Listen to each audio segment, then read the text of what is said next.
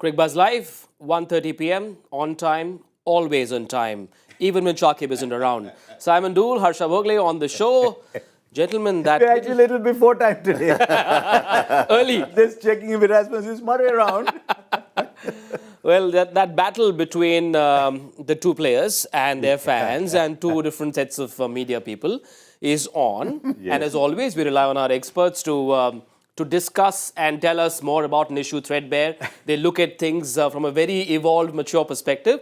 So I'll go to Mr. Bhogle first. So look, where are you on this debate? I have no issue with the fans because fans follow a team irrationally. So the fans are searching for something to support their team.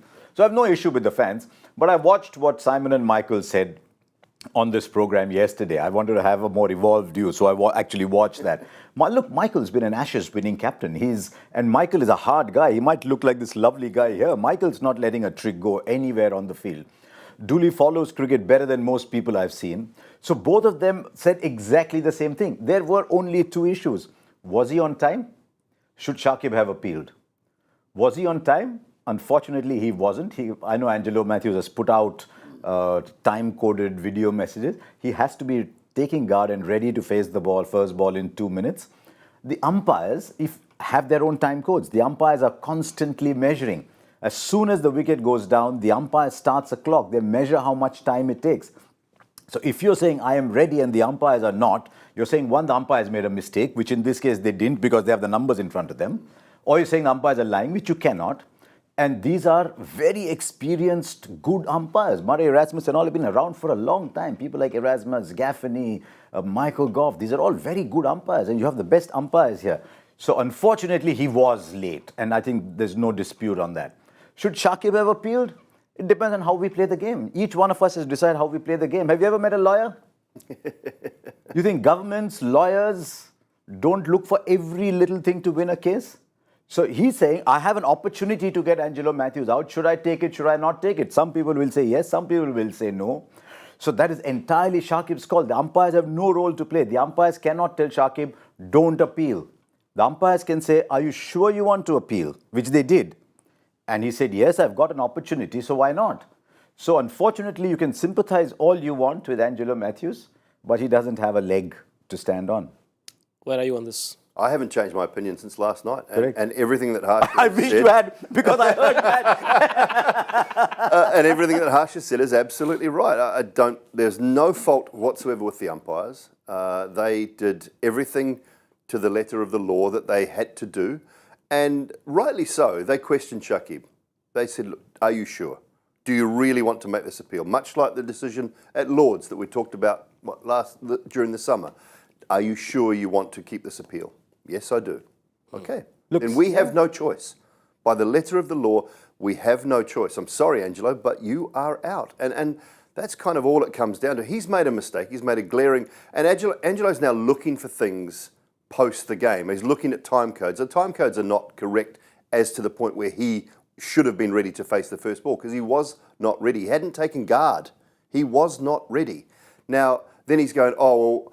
You know, we talk about safety. People are saying I should have batted without my helmet on for the first ball because it's only a spinner. Or what if I got hit in the head? I mean, please, Angelo, you've got to back off because he is completely wrong in this situation. Do I understand the fans being upset? Absolutely. I understand the Sri Lankan fans because they are passionate fans about their players, about their team, about winning. I get all of that. Fans can be passionate, but we have to be a little bit level when we talk about these things. And we have to look at the laws of the game and the situation of the game. And unfortunately for Angelo and for Sri Lanka, the correct decision was made. Yeah, I mean, there have been instances when captains have chosen to overlook it because you're not seeking an advantage. You're not getting any advantage. But as someone pointed out, when Bairstow walked down and Alex Carey ran him out, he wasn't seeking an advantage. He wasn't taking a run. That was just the law that one side implemented to their advantage. I remember a case when Tendulkar had to go in at number 4 and the two openers got out very early. Tendulkar's about to go out to bat and that is when the umpire says, sorry, you can't bat for another 5 minutes. So now VVS Lakshman is supposed to go in next or bat at 8 or bat at 6. He likes a shower. So he's in the shower. And Harbhajan knocks on the shower and says, you're in next. He says, yeah, tell me another story. Because Harbhajan will play a prank on Lakshman at the first opportunity.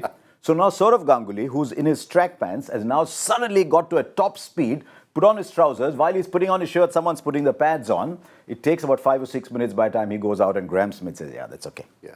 Does the So that law, depends on the umpire, on the player. Does the law need to be looked at again, or the way it is implemented, is it good as it is? It's not, but everyone knows 120 is a lot of seconds. Right. I mean, you see people like Sky, and I have seen people, Sky, for example, He's once the cross. fastest. Yeah. He's the fastest He out crosses there. inside the 30-yard circle. Yeah. You see, if you're in the dugout, how long does it take to get out anyway? Well, So I read this funny story, my last story, funny story about timed out came in today's Indian Express about this guy who was chatting with someone outside the boundary line, and the wicket fell and the umpires were discussing. So he thought, I've got a little more time. He kept chatting, and by the time he went in, he was too late. This is high school stuff. Oh, brilliant. wow. I hope this settles the debate and fans of Bangladesh and Sri Lanka can just take a chill pill and sit back and watch a big game that's coming up. It's a game that could give Australia a semi-final ticket. It's Australia versus Afghanistan at the iconic Wankhede Stadium. Afghanistan have won the toss and chosen to bat first. What do you make of that call? Is it It's slightly different. Yeah. They've been chasing very well, and I mentioned again last night, I think that has been the biggest turnaround for Afghanistan for me in this tournament. I thought they were a little bit one-dimensional. I thought they were really, we can bat first. As long as we get runs on the board, we will try and strangle with our spinners. But they've shown a different side to their game, and I'm really impressed with how they've approached their game. We'll talk more about their batting, I'm sure, through the show. But just their approach to how they are actually winning games now has been really impressive. It's been one of the best stories of the tournament, I think, from my point of view, because I thought they were just the team that could bat first and then bowl sides out with their spinners. So I like it. I think the reason is they've got their two best Test match batters, batting at 3 and 4, and so they're batting like it's a long game. But it was working for them. Chasing was working well for them. Is this a defensive move? Is it the fear of the Australian bowling lineup? I think Aaron Finch did a pitch report where he said it's drier than most Wankhede surfaces. So he thought play 4 spinners. They're banking on the fact that if there is no dew and they score 250, maybe get a couple of 250, 280, whatever, get a couple of wickets and win like they did against England. Right? Yeah. Batting first, yes. I went for a walk this morning. Yeah. And that's not news breaking. It's not headline news. I know that. I did go for a walk, and it's a lot cooler today. Yeah. Not as steamy, not as muggy in Mumbai today. So that tends to me to sort of think the dew, when it does arrive, will be a little bit later. Because when it's really hot and it cools down, the dew comes a little earlier. It's a little cooler today. There's a little breeze. So I think maybe they're on the right track. And, we might not see the dew until 25th. Maybe 25th over. And they do rely on their spinners to For a minute, I thought you were saying till the 25th of November. Long after the World Cup. Yeah.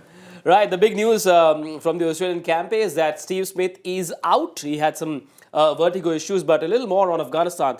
They do rely on their spinners to defend whatever the batters put on the board. 4 spinners, the way to go. It is their strength. It's the brand of cricket. They've played well so far. You agree with this call? I do. I think their only option was to drop Noor, and he's been one of their better spinners. Yes. So I think that's part of it here.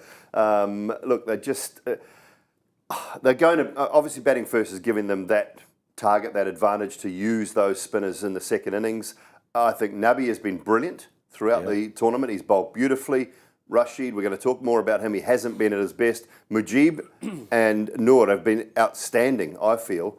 And so they couldn't really drop either of those players to bring in Fazal Haq Faruqi or Naveen ul Haq. So they had to decide which one of those they want to play, that's the call they've gone with. Also, they have a seamer. They have their own version of Hardik Pandya in the side. In Umarzai, Azmatullah Umarzai. I'm not sure he's batting well. I'm not sure he's yet ready to be a seamer at this level, but he will be. So they have him available to bowl 6 or 7 overs too. And they'll open with Nabi. 2 left-armers. Because with Head and...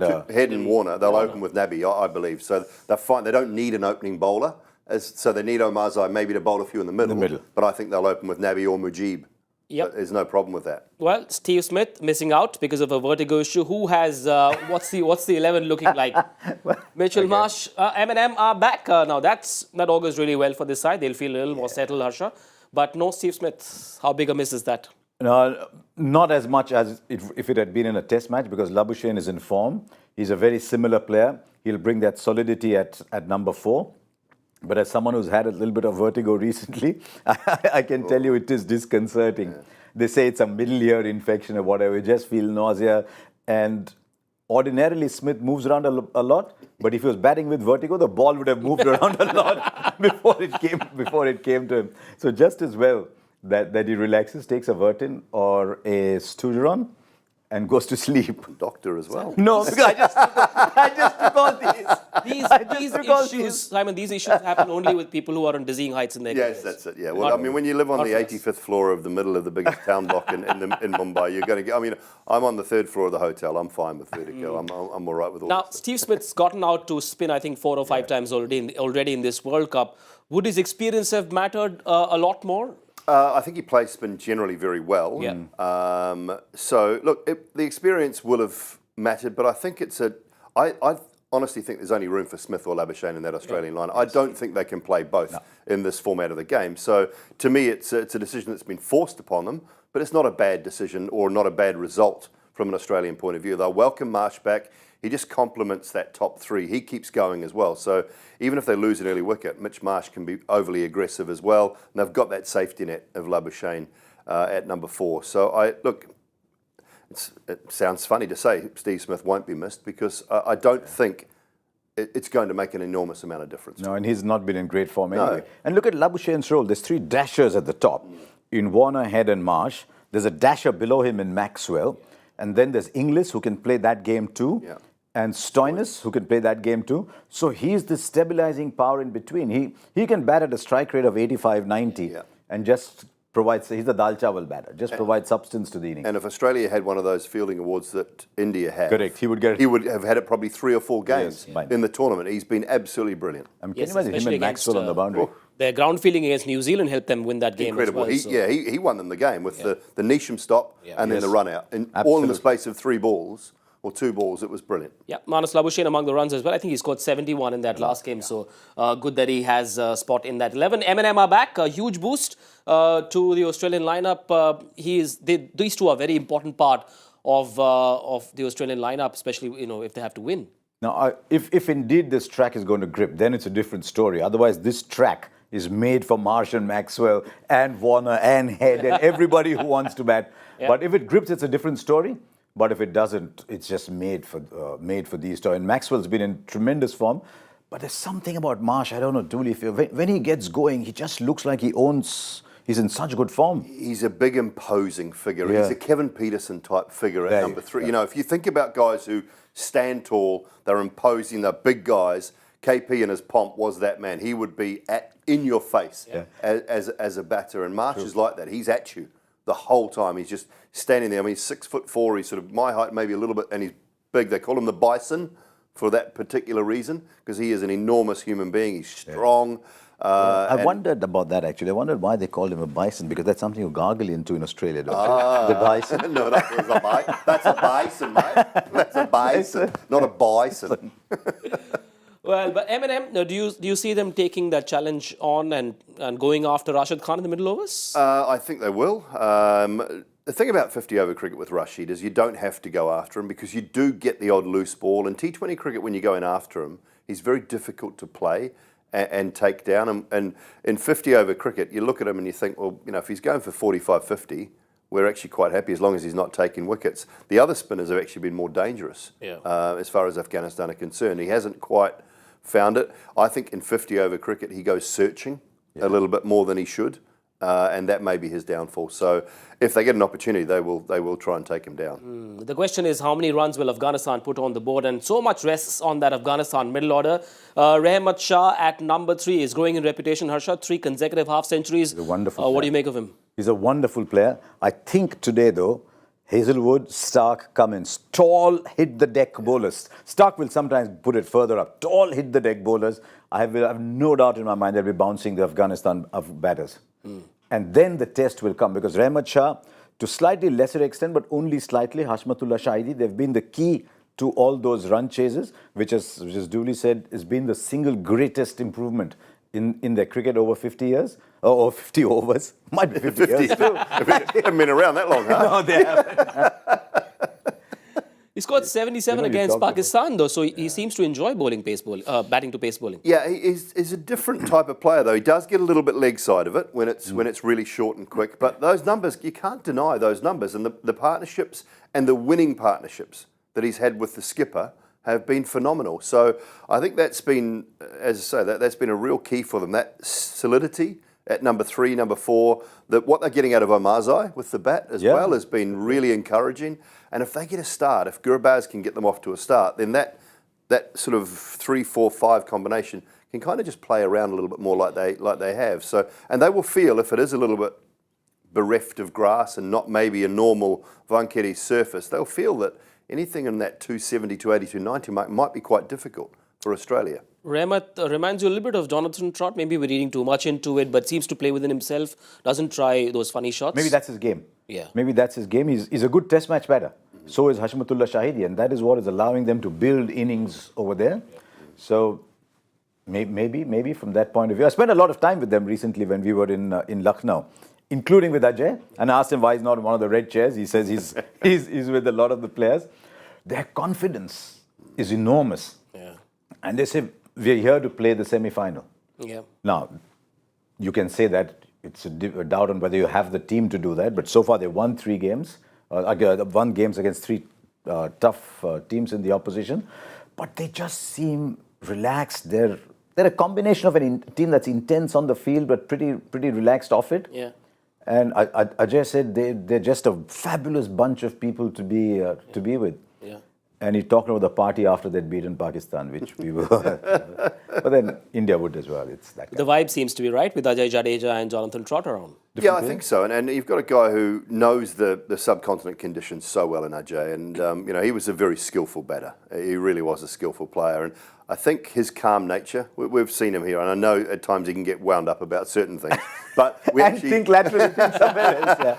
Yeah. But we've also seen how calm he can be as well and how relaxed he is at times around us. So I think that's something he will bring to a team. Jonathan Trott will bring that solidity, that real sort of technical side of things as far as the coaching is concerned. I think that's a real strength of his.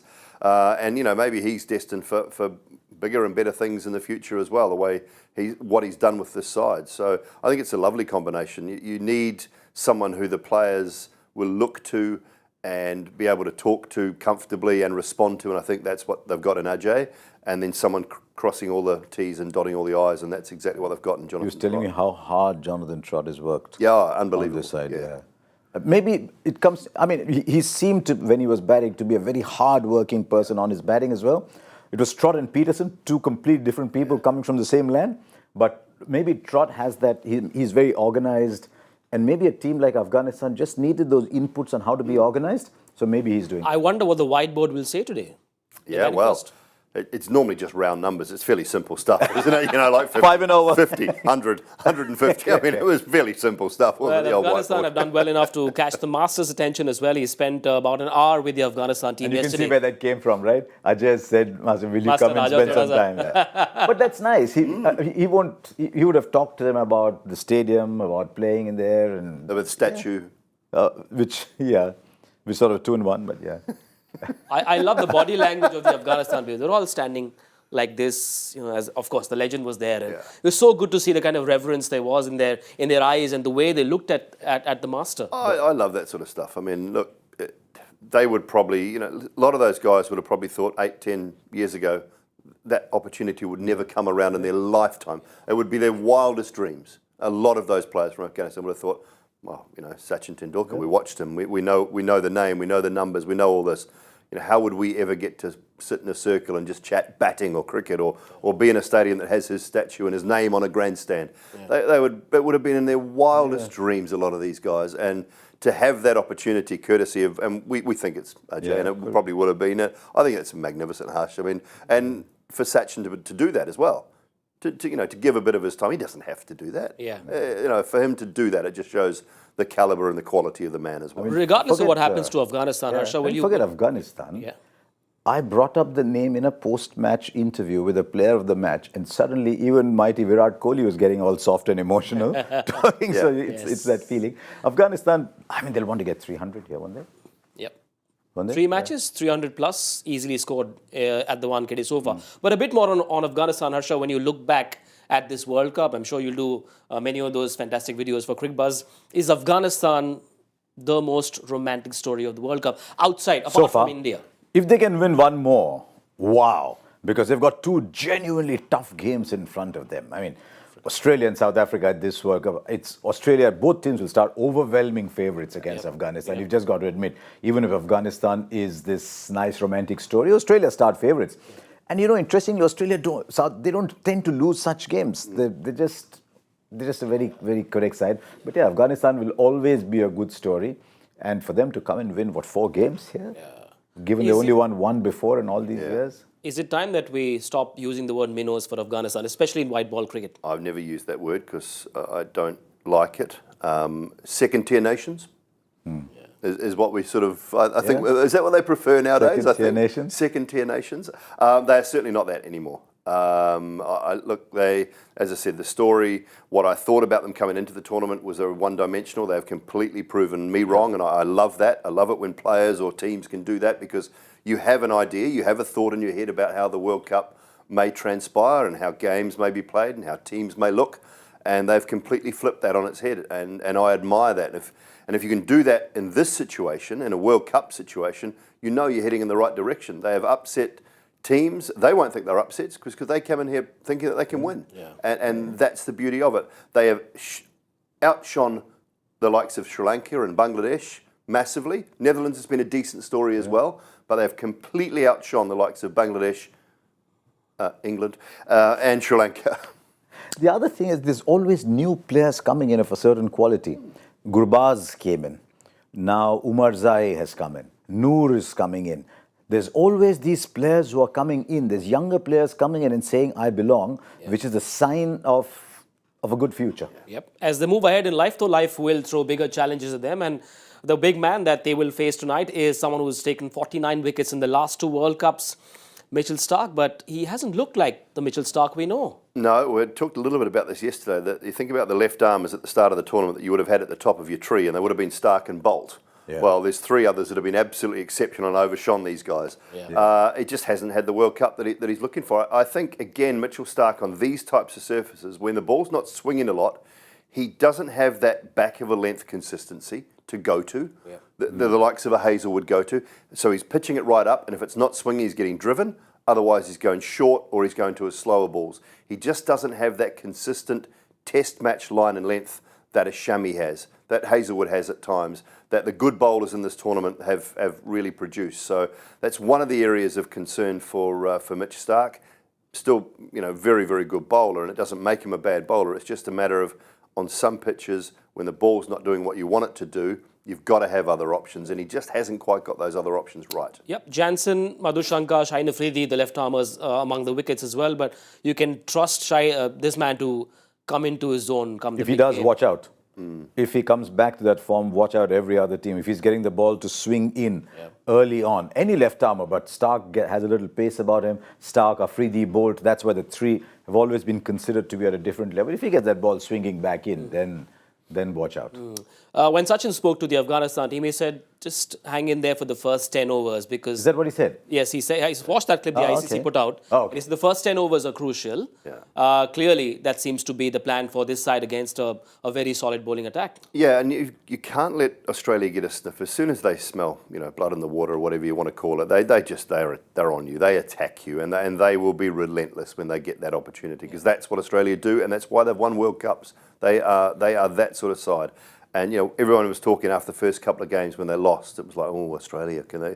We've seen them go on a run. We've seen them go on a run, and 5 in a row, and they are a very, very good side. So you give them an opportunity, they will take it, and they will put their foot on your throat, and they'll crush it because that's what they do. So I think that first 10 overs is a key. It's about not letting them set the tone, about you setting the tone. But if I'm Cricbuzz, I don't want to go away from what I do well, and that is generally be quite attacking. So can you cautiously attack?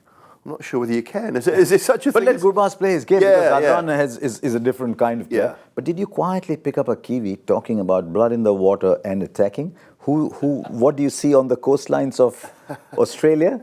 The great white sees a little bit of blood. You can see a kiwi picking up. You can see kiwi picking up on that. Yeah. We know who your heart beats for tonight. Right. We've got to talk about how the Afghanistan middle order and their performance has had a direct impact on the results. Every time the Afghanistan middle order does well, Afghanistan tend to win. They've shown a lot of maturity, and all of you experts and opinion makers have spoken about the kind of cautious approach this middle order has had. But maturity chasing is different from maturity batting first. That run chase against Pakistan was one of the run chases of the tournament. We've had some great run chases in this tournament, some that resulted in a win and some that fell really short. Pakistan themselves fell agonizingly short. New Zealand, a couple of games, fell agonizingly short. But that run chase against Pakistan, at 285, you think the game is gone against that attack. To win it 8 wickets down, 8 wickets in hand, was a phenomenal chase. And that is something that, as Doull said, we had not seen from them too often in the past. Now I'd like to see batting first with no target in front of them. Yeah. We'll just see how they go about it. Small ground, Afghanistan, Australia, Mitchell Marsh back, Maxwell back. Is that going to play on their mind? No, I don't think. I don't think they can go overly aggressive and try and think about, we need 340, we need 350. They don't, not with that bowling attack. I don't think they do. Assess the situation, assess the pitch. We have seen the odd surface do a little bit more just as the lights come on as well. So don't get carried away. There is enough power at the back end. I mean, even the likes of Rashid, he's had the odd innings in the IPL at that ground where he's shown enough. Yeah. You know, Nabi can hit the ball. He's not quite what he was, Nabi, but there's enough at the back end, I think, to say we don't need to be ridiculously aggressive up front. Let's just figure it out in the first 10, 15 overs where we might need to be. Well, they've got to face Adam Zampa, 7 matches, 19 wickets. Who would have thought when Zampa was the only premier spinner on this Australian side? Are you surprised with what he's done so far? No, he's got a lot of wickets towards the end when people are hitting him, which is exactly how wrist spinners get wickets in T20 cricket as well. We talked about Rashid. And Zampa's benefited a bit from that, but he's a quality leggy, especially when he gets that ball to skid through, the wrong hand comes in. He's a fantastic bowler, there's no doubt, and he complements the 3 fast bowlers very well. It'll be interesting to see what Zampa gets out of this track, because his 10 overs will be very, very important. Knowing when to use the variation, such a key aspect of a spinner's approach, and he seems to have done that all right. Yeah, he's a brilliant bowler. He finds a length that people find very difficult to go back to or get too far forward to, and that's the one that skids on, and particularly in the last 10 overs. And that's one thing I've noticed in this World Cup. We're seeing more spinners bowl in the last 10 overs, courtesy of that 5th fielder being allowed out. So sides and captains are actually holding spinners back, their key spinners, for maybe 2 or 3 overs, 41, 43, 45, something like that, because they know that with that extra man out, they can still have a big impact going into that last 10 overs. So it's not just about seamers. And that's one thing I've seen captains do quite well and quite a lot of. And I think that's had a big difference on some of the wicket-taking ability of the spinners late in the piece as well. Well, Australia will want Zampa to bowl with the intent of taking wickets. Do you see him bowling more in the middle overs today to choke up the runs? But that is his role anyway. Yeah. He doesn't come on too early. His role is bowl in the middle overs and take it deep towards the end, because he's got to bowl most often alongside either a Maxwell bowling from that end, or maybe today a Stoinis or a Mitch Marsh, who was bowling that 5th over, 5th bowler's role. Right. Well, we've got just enough time to take a look at the joy factor question for the day. What is it? Is it an easy one? Mr. Bhattacharya always makes life tough. This one's for you, Mr. Bhogle. I have no idea. If Hemulal Yadav was the first on Indian soil, who is the last? Who is Hemulal Yadav? You know, Joy was just sitting in his room and he said, okay, let me have some fun today. Let me pick out a name that'll just throw people off. And I promise you, at the moment, people are furiously Googling Hemulal Yadav. You Google Yadav, and as you know, in Indian politics, all kinds of Yadavs will start to come up. I have no idea. No idea? No, I just know Joy, so I can start to think maybe Simon might. No. Hemulal Yadav. Hemulal Yadav? No, I have no idea either. Yadav thought Harsha would have known. So did I. I don't know. No idea. Okay. If this question can make Mr. Bhogle think, Well, you'll have to try harder. You got about 2 innings. I won't say 7 hours because these days one never knows. So you've got 2 innings to crack this one and get a thumbs up from Mr. Bhattacharya at the end of our coverage tonight. Gentlemen, time for predictions. 300 plus have been scored on all 3 occasions at the Wankhede. Afghanistan batting first. I don't know. I've just got a feeling. 246. Mr. Doull. Around there. I'm going to give you some space. I'm going to give you some space. You're going 180 or going 300? 291. I'm going to play safe between the 2 experts. 261. No, don't think of playing. What do you think? What do you think? Okay. Have you analysed the 5-year moving trends? Have you checked the moving averages? No, Have you I spent too much time worrying about Mumbai traffic, especially after last night, and I made it to the studio just in time for Cricbuzz Live. We are done for now. Afghanistan have won the toss and they've chosen to bat first after winning 3 games while chasing. So we'll see how that goes. We're done with Cricbuzz Live, the pre-show. We'll see you on Cricbuzz Combox after 15. Bye for now.